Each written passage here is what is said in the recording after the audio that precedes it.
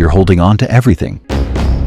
Every argument you need to win, every connection that's already dead, every opportunity that went nowhere but you can't let go.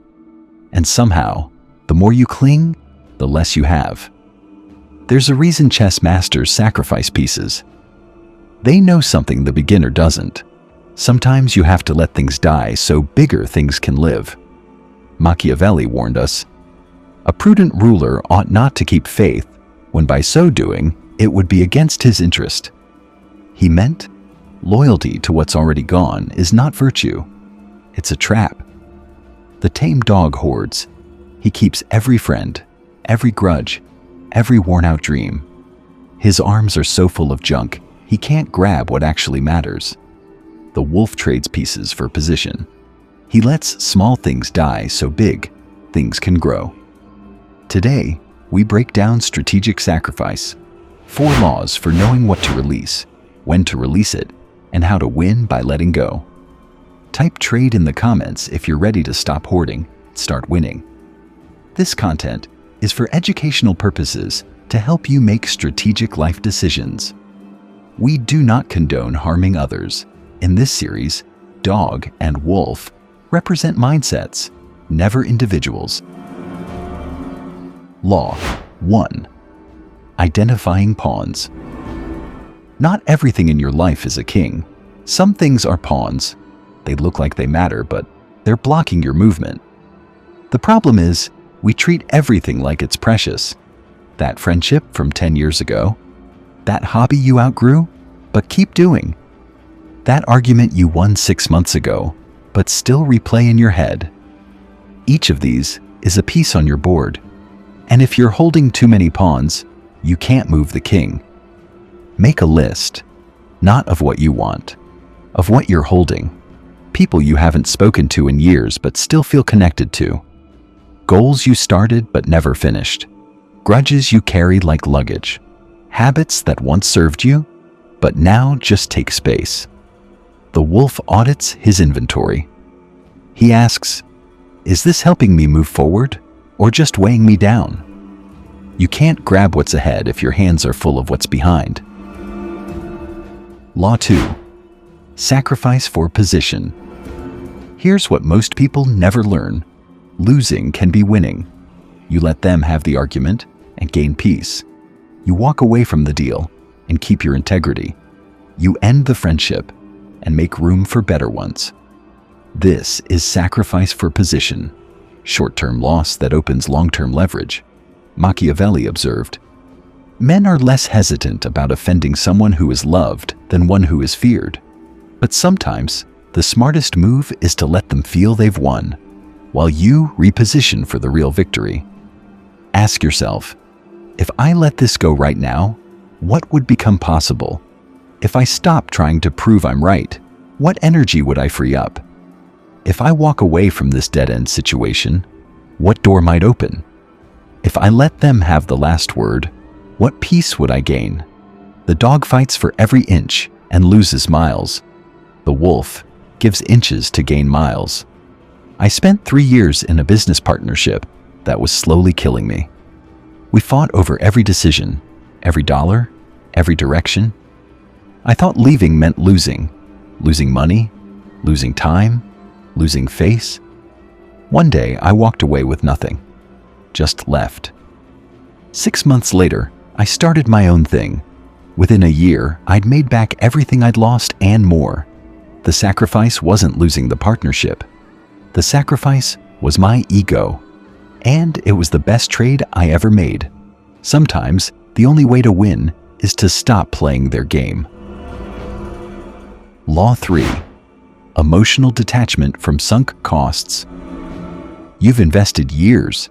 You've put in money, energy, emotion. Walking away now would make all of that mean nothing. This is the sunk cost fallacy, and it's the biggest trap in human psychology. The dog stays because he's already invested. The wolf leaves because the investment is already lost. Run this calculation. If you were starting today, knowing what you know now, would you choose this again?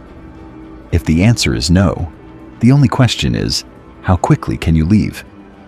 Every day you stay after that answer is not investment. It's throwing good time after bad. Sunk costs are already gone. Staying doesn't get them back. It just loses more. Law 4. Portfolio of power. Here's the deeper layer. If all your power comes from one place, you're not powerful. You're vulnerable. One job, one relationship, one identity, one source of validation. Lose it, and you lose everything. The wolf builds a portfolio of power. He diversifies where his respect, money, and identity come from. Look at your life like an investment portfolio. Where does your income come from?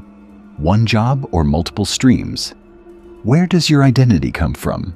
One role or multiple? Where does your validation come from? One person or your own sense of worth? The more concentrated your portfolio, the more fragile you are. The wolf spreads his bets. Not because he's afraid, because he's strategic. I used to get all my validation from work. When work went well, I was great. When work struggled, I crashed.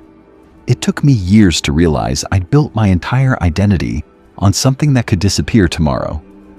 I started small, a hobby I actually enjoyed, a friendship outside work, a side project no one paid me for. Slowly, my sense of self spread out. Now, when one area wobbles, the others hold me up. I'm not less committed to work. I'm just not destroyed by it anymore. A house with one pillar collapses when that pillar cracks. A house with many pillars stands. Here's the uncomfortable question. What are you holding on to that you know you should release? Not because you're sure, but because you've suspected for a while.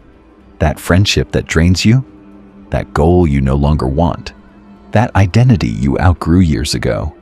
The dog holds because holding feels safer than the unknown. The wolf asks, "What's the worst that could happen if I let go?" And then he answers honestly. I stayed in a career for 12 years because I'd already invested 12 years. I hated it for the last 6. But every time I thought about leaving, I heard this voice. After everything you've put in? One day I realized the 12 years were gone whether I stayed or left. The only question was whether I'd lose 12 more. If that resonates, you're not alone. The sunk cost fallacy is the most expensive trap there is. Here's your 7-day challenge. Pick one thing you know you should release. One grudge, one dead-end situation, one identity you've outgrown. For 7 days, practice letting go. Not in action yet, but in your mind. Imagine life without it. Notice what feels scary. Notice what feels free. At the end of the week, you'll know what to do. If this episode cracked something open, if you're ready to stop hoarding and start winning, hit subscribe. Not for more noise, because you're choosing to play the long game. In the next video, we go deeper into the art of strategic truth-telling, the controlled deception. The dog hoards everything. The wolf trades wisely. Type trade in the comments if you're ready to let go of what's holding you back.